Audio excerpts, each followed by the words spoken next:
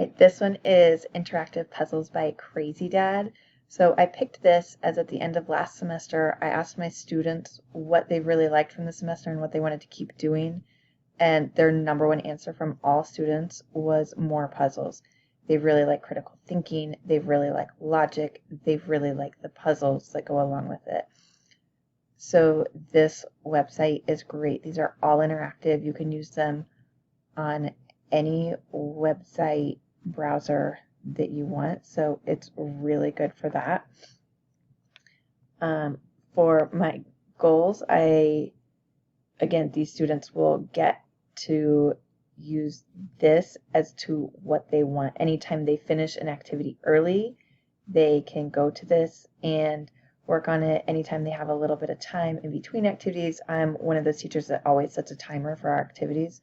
So if they have a little bit of time in between that next activity, they can work on this as well. So for the leaders, I put ensure all students have skilled teachers who actively use technology to meet student learning needs. And as students, they articulate and set personal learning goals, develop strategies leveraging technology to achieve them, and reflect on the learning process itself to improve learning outcomes. So you would go to Krazydad, the interactive puzzles, and here let's click on Star Battle.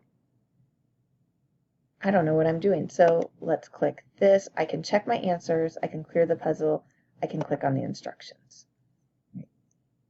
Here it tells me my instructions, right? So this one I already did a little bit earlier. So now I can click check answers. We can see where I'm wrong on these and where I'm right. I can go to a different puzzle this way. I can go to a different puzzle the other way. I can change my puzzle right here. This will let me look for exactly what I want, if I know what kind of puzzle I want, if I need to make it harder, if I need to make it easier. One thing I don't like a whole lot about this is to go back. I either have to click Krazydad right there, which takes me back here, or once I'm on it and I go through a few of them, I then have to click my back button here. Okay. So clicking this is the easiest way to get back. And you can see this whole list on here of different ones. So here's a totally different one, cow and cactus. Well, what is cow and cactus? Well, let's look at our instructions.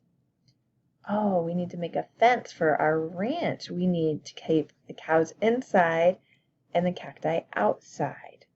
Ah, very good. Okay.